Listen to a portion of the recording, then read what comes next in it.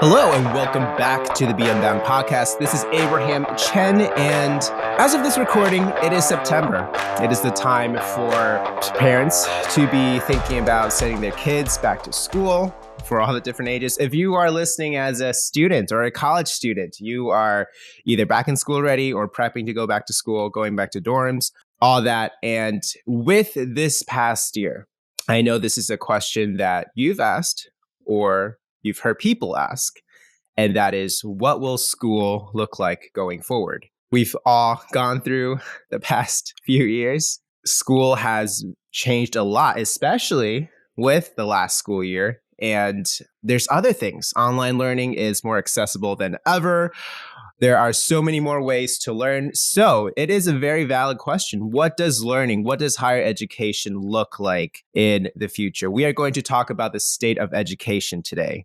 But before we dive into education and all that, we have a new course that I'm very excited about. This is Navigate.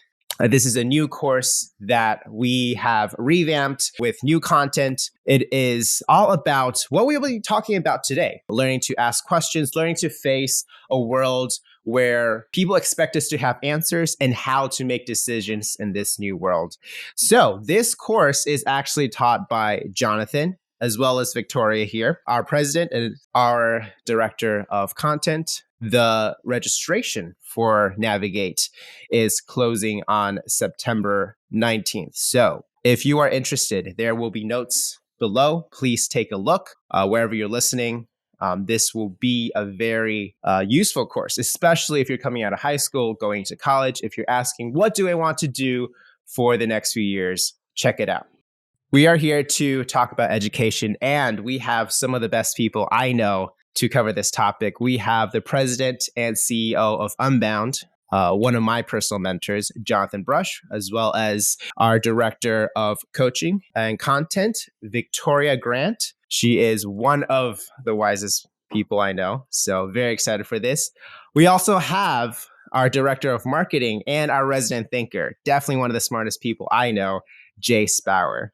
So how do you guys feel about this changing season going from summer into autumn? Are you guys an autumn person or not really? Oh, yeah. Absolutely. Autumn's my favorite, and I can't tell you how excited I am to be wearing full-length pants instead of shorts today. So no shorts. It's just... All right. Well, Jonathan, you joined us from vacation, actually. How is that last bit of summer that you're enjoying? Yeah, for me, we typically go to the beach this kind of Labor Day week. And so this is a bit of a transition between summer to fall. And I don't know, I really like summer. I like fall too for different reasons. And one of the great blessings in my life is I've often worked in education, and education is seasonal. And so about every 3 months it changes. And sometimes, like in the case of Unbound, it changes pretty radically. So there's always something new to do. And about the time you get tired of one thing, you're ready to start another. So it's nice to be closing one section of the year and all the stuff that came with that, and starting a new one. And so for that reason, I'm excited. I'm enjoying the transition. Well, speaking of transition, Jonathan, let's talk about education and more specifically where we are today. It's a very different world from, say, even 5 years ago, honestly. So how would you describe the state of education today, where we are? Well, I think the big thing is that people are more aware of education. I think in so many ways, for a really long time, most of the population thought education was a little bit like the air. It was there, you breathed it, but you didn't really think about it. You sent your kids to school, you decided to go to college, you went to higher education. That was the way you kind of got ready for life, and nobody thought about that. One of the phrases we use a lot in Unbound is live deliberately. And the idea is to sort of, whatever you're doing, think about it and make sure you're doing it for a reason, and that there's a reason behind it, and that reason makes sense. And for us, for a long time, we've been really questioning some of these educational systems and saying, hey, I think there might be a better way to look at this. I think there might be a different way to look at this. I think things have changed, and we're not really reflecting that change in the way that we're preparing students and young adults for full independence.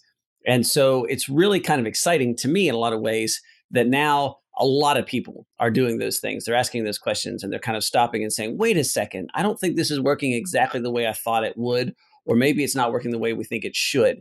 And I think that's ultimately a good thing. It's a little painful here in the middle. There's a lot of confusion, and I know people are pretty frustrated about certain things. But ultimately, I'm pretty excited about the fact that everybody's taking a breath and saying, wait, let me think about this. Because I think it gives everybody a chance to then think about education in a more deliberate manner. And I think that there's a lot of opportunities for people that are willing to take that pause and to think deliberately about their educational options right now. Yeah, and can we talk about that frustration for a little bit? I want to hear from Victoria and Jace. So you guys are on the younger end of the spectrum, or my generation. So we might not necessarily have kids, but I'm sure we all interact with college students a lot and talk about how people slightly younger than us who are in school, or even just people who are our age who are going to school, like getting their masters and all that, are dealing with the education today. I was just talking with a friend and how he remarked that there is an interesting frustration where people feel like they're not learning in college, but at the same time, college is so expected that it is almost like, everyone gets their undergrad. There's an expectation now almost that you need a master's at this point to get a job and whatnot. So how do you guys feel about that frustration that we just talked about? Yeah, Abe, I would take a slightly different take on this. There is definitely a growing sense of frustration in education as a whole, and that is true in higher education, that's true in high school, that's true in middle school. An interesting aspect of that is that there's also an undercurrent or trend, if you will, of almost of chaos. That's true in the broader society as well, but that's particularly true in the field of education, in higher education, in high school, in middle school. I would say that there's a dearth of clear thought leaders. There's nobody who's really kind of on the cutting edge of this, of showing, hey, here's some clear paths forward. There's a lot of confusion and a lot of uncertainty. No one really knows what's going on or how to best deal with things. We have professors getting fired. We have students going on strike. We have schools changing policies left and right about attendance and student options and tuition and all of that. And a lot of that is health related with the pandemic, right? And that's been a trend for the last few years in particular. But a lot of it is outside of that as well. There's ongoing issues over student debt. There's increasing disillusionment, kind of reflecting that frustration you talked about with the current education system, and people realizing, even like you're saying in college, this is not working. In high school, this is not working. Our students aren't prepared for college. In middle school, this is not working. This is not what I want for my kid. And interestingly, there's also more alternatives than ever before in history. But I would argue that there's also a lack of understanding of how to best leverage them, which again plays back into that frustration that you're talking about as well. Yeah, I think this generation, one of the maybe the more effective ways that they actually communicate is through memes. And so I think if you look at the memes of education and college students and what people are memeing about, you can actually get a really good glimpse into actually what kind of trends are happening and what people are thinking, and kind of the current of that generation's thought and thinking. And I was actually talking with Shane Morris after Apex about this a little bit, and he was saying that he's seeing such pessimism and just kind of the cynicism about life, but also about education in general. And I think I've seen that as well. Just in the memes that the younger generation is sharing, there's this kind of current of pessimism and cynicism, and a college education is a privilege. It's a huge blessing that most of the people in this world don't attain. They don't have access to it, and yet even with that privilege and that blessing, I think a lot of young people in the West, in America especially, kind of see this and they're frustrated because with all of the blessing and privilege and advantage that this college education gives you, there's a sense that even with this, we're not really succeeding. We don't know what we're doing in life. We don't know what life is all about. We are kind of lost, and we're paying thousands of dollars to sit on Zoom meetings and watch lectures, and that doesn't feel right. That doesn't seem like it's providing the value that it's saying it does. And so I think the frustration is real. I think there's a lot of students who are really rethinking the value of going to college and sitting in a lecture hall or sitting on their computer and watching a Zoom lecture or whatever. And there's this kind of growing contention and cynicism that I'd agree with Victoria, that people just are overwhelmed by the chaos of everything going on in the world and don't really know where to go from there. What are some of the trends then that you've seen in education? And this is for anyone. especially with higher education and college? I think there's trends you can look at in a couple different ways. But to me, the frustration is the trends are in general not helpful, in my opinion. Mm. So when you look at higher education, there's a trend to be much more relevant, to be much more connected to the culture.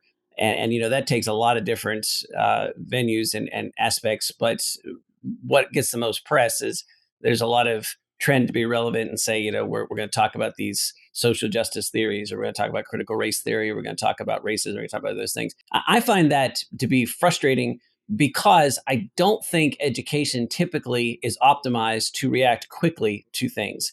Education by its very nature ought to be a little bit more reflective, should take a little bit more time to be more thoughtful and be able to go deep. And so you see a trend in higher education especially, but in education generally, to react fast to current cultural phenomenon. I think that's typically the wrong instinct, and that's typically damaging because it's educational institutions should be a place where they're approaching that in a little bit more of a thoughtful way. There's definitely a trend to think that technology can solve everything, and that the more technology we shove at people, the more fancy gadgets we have in the classrooms, the more access to technology, the more wired we are, that the better we equip students for life. That has simply not been our experience. We're a technology company. We're an ed tech company in some ways. So we're certainly not Luddites. We're definitely into technology, and we really believe in some of the benefits of technology. But I don't think, throwing up technology is the answer any more than I think that, the answer to a political problem or to a social problem is throw money at it.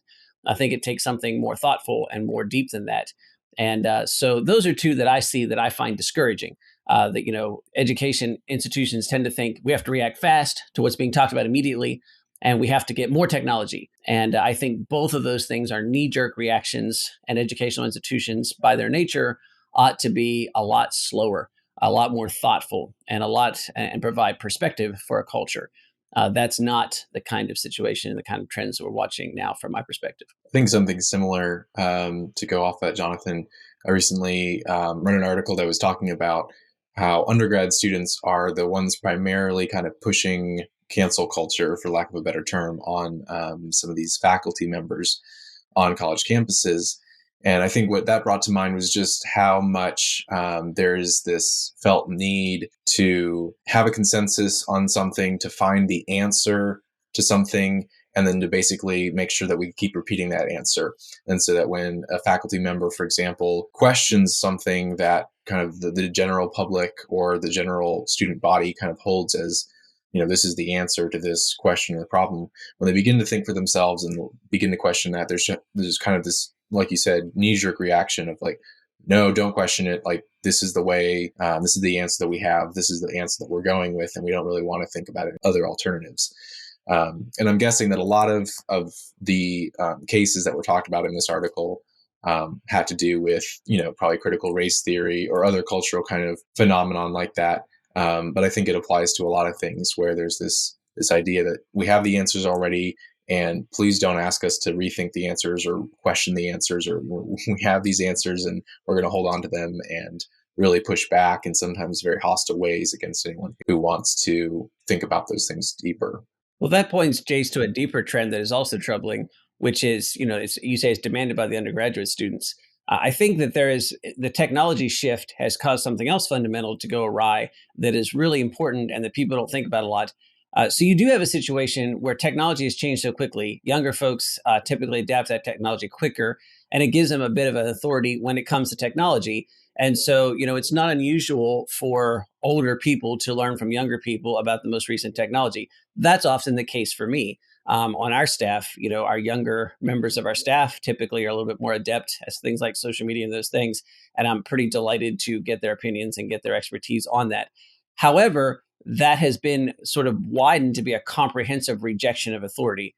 And that's a trend that was a long time coming, but it has accelerated rapidly. So the idea here is, you have undergraduates demanding answers and their colleges do certain things and pushing a cancel culture. Well, that's missing something really important, which is the whole reason you're at educational institutions in the first place is to learn from those that go before. And we shouldn't get confused. Just because somebody knows something about a particular aspect of things or is able to know something about technology doesn't mean that they know something about all the other important things. And, as a quick example, if I was talking to somebody, I'm down here at the beach, right? And if I went out and just the other day, I saw somebody kite surfing. That looks to me like something that's very complicated. And the person doing it was tremendously younger than I was. And so I have no problem going to that person and seeing them as a definite authority in kite surfing. I know nothing about that, and they do, and they have an expertise in there, and I'd be happy to talk to them about it. However, at the same time, just by looking at this person's age, pretty confident that I know a lot more about life in general and about how kite surfing fits into their overall life and how their things that they're doing now relate to things that they do in other aspects of their life and things like that. And I think I could add some authority there just by virtue of being gone around the sun more times than they have. And, I think we lose that in education, where we've now sort of gotten a situation where education, in many ways, important pieces of education are being driven by the people who came to be educated. And while there are certainly things that we should respect from all people, and there are aspects of things that folks may know more than others, there is a wisdom that comes with age and with expertise. And that's what educational institutions were originally set up to do, was to pass that wisdom on to others so that they could learn that. And when we miss that, we're missing the whole fundamental point of education. And that has really significant consequences. So to continue this thought, a question in a similar vein, but slightly different, would be, what are some other myths that people have bought into with education today? We talked about how age and experience has been and warped in that way. But especially Jonathan, what would you say with what you've observed are certain myths that have just become norm in the education space that we should ask questions about? Yeah, I mean, I feel like we could do 6 more hours on this and we can get pretty excited about it and talk about it. So let me just pick 2 of the ones that I think are the most pressing and the ones that continue to frustrate me the most. The first is this myth that education is the magic portal that you leave childhood and enter adulthood through.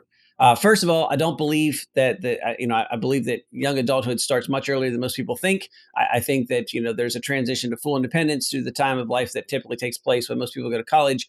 But this idea that college has some magical property, that if you put people in one end, adults come out the other, and they're completely ready for society. That if you put kind of, and look, I'm going to the extreme here, but to illustrate the point, if you put kind of uncultured barbarians in one end of a college system, and then you expect to get fully functioning members of society out the other, I think that was always a ridiculous myth, and that it's even more frustrating now. I don't think that college owns some sort of secret knowledge about how to turn people into functioning adults. And I think more and more that myth is being exposed. And so I think that that's a pretty big problem. The second thing is, and the myth that I think that we talk about a lot here, is this myth that higher education institutions are experts at educating people for the world that we live in today. And so the idea is that, these education institutions have been around for a long time. They're full of experts and they're full of lots of money, and that they then know how to educate people. And one of the things that I think is a truth is that education has changed fundamentally, and that it's changed in ways that it probably has never looked like before. And now the nature of what it means to be educated is radically different. And from my perspective, almost no educational institutions have acknowledged this fact or adjusted any of their processes to reflect the reality of the world that we actually live in. So this myth that you become a functioning adult by going to college, and B, that educational institutions are optimized to teach you how to be educated for the world that we live in, I think that is generally not as true as people think it is. There are certainly places where that's true, and there are certain places where the education system is optimized for that, but wide swaths of it is not. And I think the general public is just now starting to become aware of that. And that awareness is really important because it has a fundamental and direct impact on how you make your educational choices. And I think that goes into much of, again, how we learn. Where we all have been in Zoom University has exposed a lot of that, where they realized like, hey, this really isn't preparing much for life as much as I thought it would. And I am just here prepping for a test on a Zoom call in my pajamas, and it's not working. Yeah, that being said, let's talk about solutions. And not necessarily big, we're going to solve the world here. I mean, we'll see. But what are ways that we can approach where we are today differently? Well, I think we should all talk about this to kind of get a little piece in here, but let me start. And I'll start by saying something that we say in Navigate all the time. So you heard Abe refer to our Navigate course earlier, and this is kind of the heart of that class, but that we really emphasize a lot with our students constantly. And that is, are you willing to ask the question? And that is the fundamental start of all of this. See, what we talked about earlier in terms of what we see in problems of education, I say there's problems about people that assume the answer. The answer is go to college. The answer is get an education. The answer is education fix everything. And that's where I think some of the problem is. So the first thing here, which is really basic and that can start you on the path to get you where you need to go, is are you willing to ask the question? Are you willing to ask the question of what you actually need to be ready and prepared for this world? And then can you ask the question, will college do that for me? Or will higher education do that for me? And if not, what will? Now, look, there are some cases where the answer is going to be an emphatic yes. That's exactly what I need to do. I need to go to college. We use examples all the time of engineering. If you are an engineering student and you want to go into engineering, a traditional college education is generally your best way. And there might be some things you can do differently in that, but ultimately you're going to have a pretty traditional educational system. And that is the answer. So that's a good question to ask, and that's their answer. But then there are other questions that you can ask and other fields that you go into that the answer is going to be profoundly different. Rather than telling you in a podcast all the answers you need to know, let's start with something basic and say, are you willing to ask the question? Are you willing to ask the question of what you need to be prepared to be an effective, independent adult in this world? And does the educational system that you're considering provide the answers to that question? And if the answer is no, ask the next question. Well, where can I find that? What would that look like? And I think that's a good start to put you on your journey.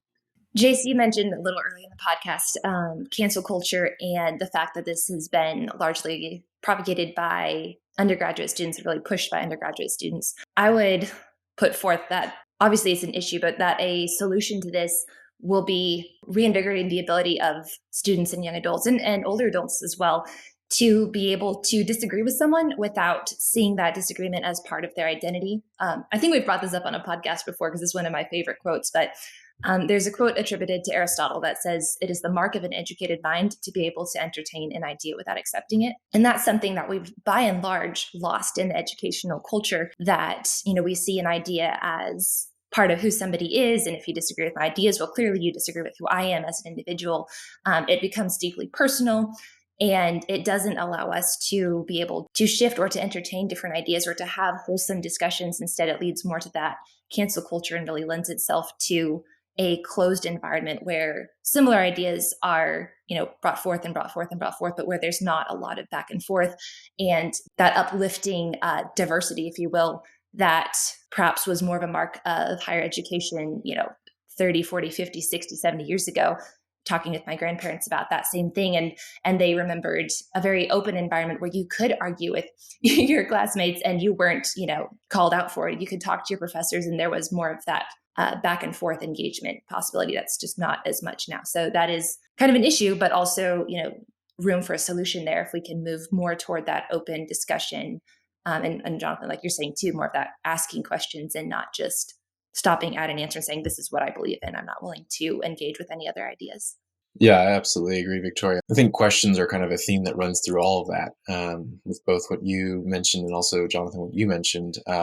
The ability to ask questions and, the quote from Aristotle that you shared, Victoria, just being able to think about something and be able to separate truth from lie, but at the same time, not just focusing on the truth, right? Like, obviously the truth is what we do want to focus but I think it's worthwhile to unpack the lies that are being told in our culture and to pick those apart and to say, why do people believe this? Why is this such a common belief? And I think just being able to disagree with somebody, to be courteous in that disagreement, but also to seek to understand them, and not in a way of like, I'm going to change my mind or I'm going to reject the truth and follow after this lie that this person is believing, but to really seek to understand why is it that they believe that, and how can I articulate the truth in such a way that that speaks to where they are in that. I think that's kind of just basic critical thinking. That's basic communication. I think that's an important part of the questions that we ask. Like you mentioned, Jonathan, is being able to ask those questions of ourselves, ask them of other people, and in general, just being able to seek the truth, but to realize that asking questions and kind of critically examining claims that we come across is a big part of pursuing the truth. And I think, Jace, that gives us a foundational point here. Abe, you asked the question, what are some solutions to the problems that we posited? And I'm a big believer that we can't just throw out the problems. It's kind of easy to do that. It's easy to curse the darkness. It's easy to point out all the problems. It's a lot harder to come up with some solutions. The difficulty, of course, is, solutions get really complicated and people want all the details. Look, here's what I'm trying to say. If you ask the question, and if you hear what just Victoria and Jace just said, if you ask the question, you're on the path to being able to find your solution. But let me sort of maybe fine tune that a little bit more so that we can give you, if you're thinking about homeschooling for the first time because you're rethinking schooling, or you're thinking about doing something different than college, or you're thinking about, college and trying to figure out what the value is and all those things. Let's just back up for a step and say, look, in all those situations, it's not about taking what's in your head and putting it in somebody else's head. It's not about doing all the technical stuff. And here's this foundational difference. This is one of those myths that we talked about earlier, that education is not adjusted to that. The reason that you think that is because that used to be true and probably was true when your formative educational years was happening. And so we've said this so many times, but I feel like we always need to say it again because it's this profound truth I think people just completely miss. The nature of what it means to be educated has changed fundamentally. It used to be that there was a high cost to gaining knowledge. And so the more knowledge you had in your head, the better that advantage was for you in whatever occupation you were in, even just day-to-day life. Because if you didn't know it, the cost of gaining that knowledge was high. You had to go to the library, pull a card catalog, find a book, write it down, memorize it, and put it in some sort of system you could access it later, right? In other words, it was very difficult to gain new information, and information gain was slow. And so somebody who had that information right at their end of their fingertips, in their head, in their brain, that person had advantage in almost any kind of situation, right? Now, of course, that's fundamentally different. And it's fundamentally different because we walk around with little computers in our pockets that give us access to almost all the knowledge that ever was. But that brings up a new question. Well, what does it mean then to be educated? What it means to be educated is being able to learn quickly and to ask questions that help you sort out all that knowledge to find the knowledge that you actually need. Look, that's fundamentally different. And there's a couple of technical things that are important there, but a lot of this is just basic life skills stuff that you as an adult, if you're a parent, are able to teach because you fundamentally know this, right? And as you as a student, it's important for you to understand that this is not something highly technical, so it requires a lot of expertise. This means you have to have some basics. You have to have enough knowledge of the world to have context. Then you have to be able to ask great questions. And you have to have a desire to be able to learn and be willing to lean in and to figure out how to learn. If you do those things, then this becomes a lifelong process. Technology disrupts things fast enough that you're going to have to be learning new things the rest of your life, not just through the end of college. And so that's another myth, right? I'm going to learn everything in college and then I'm going to be set. No, that's crazy, right? College, if anything, should be just context information, but really you should have that context information before you get to college.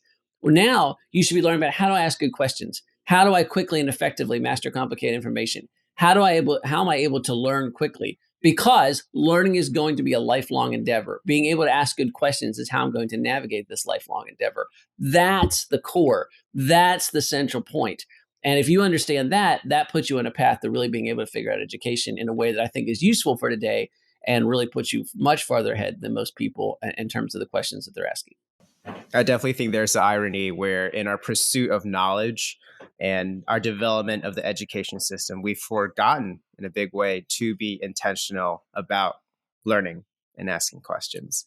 One thing I want to touch on real quick on learning then is one of the best ways to learn is by doing stuff. And here at Unbound, we've used the term a lot, project-based education. If you're listening to this as an Unbound parent or an Unbound student, you might have heard this a lot. So let's talk about that a little bit. Why project-based education, or what does that even mean? I think part of project-based education just goes back to what is the goal of education? Why, like Jonathan talked about, what does it mean to be educated, but why? Why are we educated? I think it's a matter of preparing for life. It's a matter of being prepared and equipped with the tools and the knowledge and the experience that is required to do whatever it is you're going to do in life. You know, why people go to school to be, study to be a doctor is to be a doctor and to be able to go into the operating room and know what to do to save a life or to bring healing. people go to school to study to be an engineer so that they can build bridges and railroads and buildings. There's a practical application. And, if you take someone from high school and say, here's the operating room, here's the scalpel, go for it, they don't know what to do. And so they need that education, but that education serves the purpose of preparing them to do something. And I think the heart of project-based education is being able to look at what is it that, you feel like God is leading you to in your life, and how do you prepare for that? And not only what kind of knowledge are you going to need to prepare for that, but how can you practice that right now? So if you want to be a writer, there's definitely a lot you can learn about writing and about sentence structure and about paragraph structure and about all this different kind of stuff. But in order to really prepare to be a writer, to communicate ideas, to communicate stories effectively, to do that well, you have to write. You have to actually practice it. And so project-based education and the Ascend program from Unbound does is basically say, obviously, you're going to have a lot of knowledge that you're going to need. You're going to have these academic classes that you're going to need to take in order to be a doctor, an engineer, a writer, whatever it is that you're preparing to do. But you're also going to need to practice it. You're going to need to get experience doing it. Your future career, your jobs, they're going to require experience. People are looking for 2 to 5 years of experience for entry-level jobs and stuff. And so there's this looking for experience. There's looking for people who have practiced what they have been learning. And the old saying goes, if you teach me, then I can remember. But if I actually do it, then I'm learning. From my perspective, at least, kind of the core of project-based education is going back to the real purpose behind education, which is preparing for life, preparing for the work beyond that and into adulthood, and saying, what am I made to do? What am I meant to do? What is God calling me to do? And that can change throughout your life. But, how do I prepare for that? And I think project-based education is one of the most practical and effective ways of preparing for those kinds of things, because it allows you to practice it in real time and to gain experience. And let me just kind of connect this, what Jace is saying, to what we talked about earlier in terms of some of the things that fundamentally change. Look, you go back 50 years, and there's only a couple of educational paths that most people pursue, right? There's a couple of vocational paths, and there's a couple of academic paths, and you get on the academic path. And then by the nature of knowledge, things move slow. So it makes sense to build up a lot of knowledge for that advantage that I talked about later, and then be able to apply that knowledge. But the places that you have to apply that knowledge, that's a slow moving process. And so you can adjust, and you can adjust by getting ready for it. That's not the case in the world that we live in today. Things are fundamentally different. Things move much faster. And now there feels like an almost infinite amount of different academic paths you can take and different vocational paths you can take. And every time you look at the internet, there's new ones out there, right? And there's new things happening. And so what project-based education does is it tightens that feedback loop, right? And this has always been true, but the necessity for it has changed. Now that necessity is much greater than it was before. And let me use a quick example. I recently got my motorcycle license. And so before I started riding a motorcycle in preparation for the class, I read about how to ride a motorcycle. And one of the things that jumped out at me was there's a lot of information about how to take a curb, which doesn't seem that difficult in a car, but turns out to be really difficult because all the physics are completely different in a motorcycle.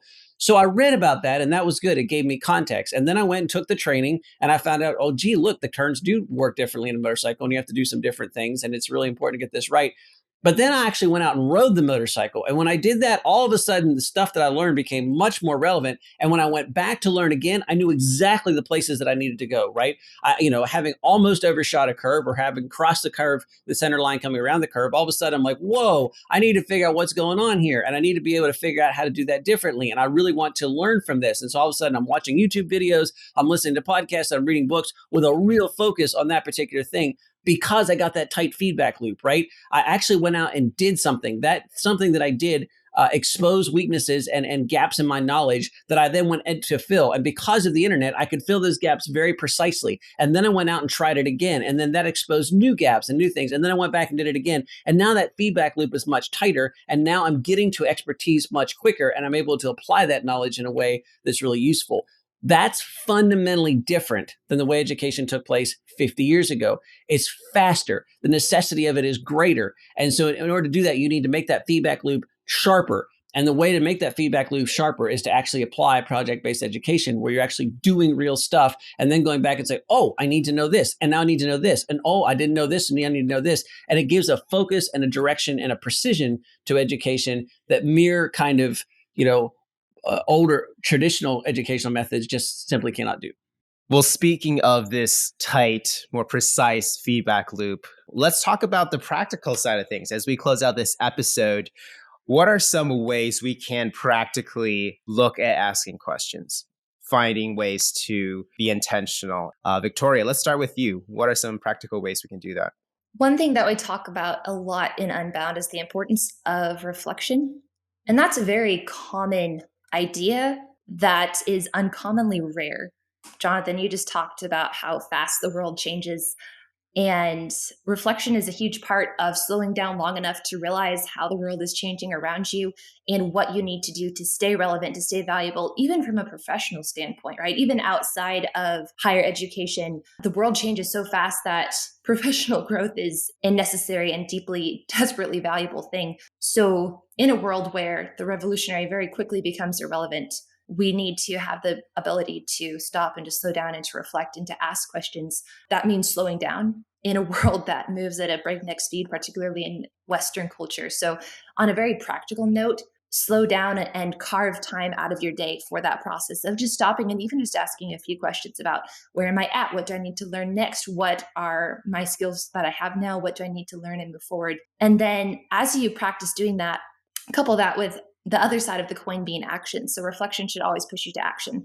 And so it doesn't matter if you sit there and think about great things that you should learn or skills that you need or ways that the world is changing if you then don't do anything about it. So in the same way we just talked about project-based education being something that should push you forward to allow you to do and to practice in very hands-on practical ways. That applies whether you're in middle school, whether you're in high school, whether you're in college. And the way that you do that might look a little bit different, but go through your studies, be that personal or in school or even professional studies, with an eye toward learning and toward doing and toward practicing, and realize it's okay to make mistakes and kind of work through that process of mastering the skill on your way forward. That will definitely keep you moving, keep you relevant, and honestly result in a much more powerful education, whether you're in middle school or beyond higher education into the professional world.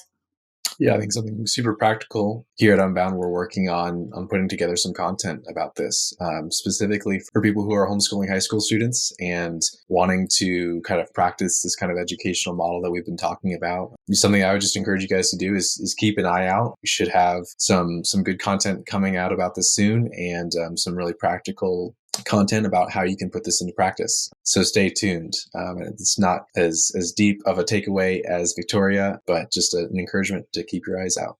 And I would just summarize and say, think about what we've said here. First of all, thinking deliberately about this. Secondly, being willing to ask the question. And then third, being able to understand that often to tighten that feedback loop, you're going to have to get some experience. And education should be something that happens in conjunction with experience, not prior to or separate from. If you start there, if you would just be able to do those three things, if you would be willing to think deliberately about this, if you'd be willing to ask questions and then take them, follow the answers to where it's going to lead you, and that you would have this realization that education should happen in conjunction with experience, not separate from, I think you're going to be in great shape, and you're on the road to where you need to go, and to really being able to become educated well and prepared to live in this interesting world that we're in right now. And it is definitely an interesting world. I think one of the most important things that I've learned personally through Unbound and through Jonathan is that idea that we do need to ask that question. And it sounds so simple, but it is surprisingly difficult, I found, in today's world to have that attitude, to be willing to ask the question. And that means to be intentional in asking, what am I doing? How can I learn? And it is increasingly easy just to sit back and follow what everyone else is doing. Oh, people are going to college. I'm going to do that. People are taking this major. I should do that. To be intentional takes effort, takes time and energy, and it's scary. And Victoria, you touched on how it's being willing to step out and learn. And a lot of times that means failure. So it's not always the easiest thing, but it's definitely very important and extremely rewarding. So that being said, as Jace mentioned, there are resources out there that talk about these things. I just want to encourage you all, ladies and gentlemen, listening to check out these resources specifically, as I mentioned before, there is the Navigate course coming out. We go into detail with so many of the topics we mentioned today, whether that's asking questions or how to reflect or finding ways to practically learn in whatever environment we're in. So if you are interested, this is open for people of all ages, preferably if you're, most likely if you're a younger person again. But hey, if you're interested, if you want to see what this is all about, check out the information below. Again, registration ends on September 19th. Looking forward to see you in that class. Guys, if you want to find out more information about Unbound, we are on most of the social medias. We're on Facebook, Instagram, as well as our website. Check us out if you want to learn more about what we've talked about today or the programs, whether it's Navigate or Ascend, that we run. Guys, thank you so much for being on again and sharing your experience and wisdom. I want to give a special shout out to the rest of the team helping with this episode. We have our producer today, also a fellow co-host, David Rethemeyer, helping with all the technical stuff today. Also, our resident editor and the guy who makes it sound good, Michael Caprera. Shout out to him. Guys, next time on the next episode of the Be Unbound podcast, we will be talking to the alumni speakers from Apex Forge this year, and we'll be covering what it's been like post-Apex. It's been a month since Apex Forge, believe it or not. Time flies and life goes on. So today we've talked about some of the big concepts of how we learn. Next week, we will be talking about the practicals of how it's been as we've gotten back into life and gotten back into work and school and all these different things. Guys, thank you so much again for listening. This is the Be Unbound podcast. I will catch you guys later.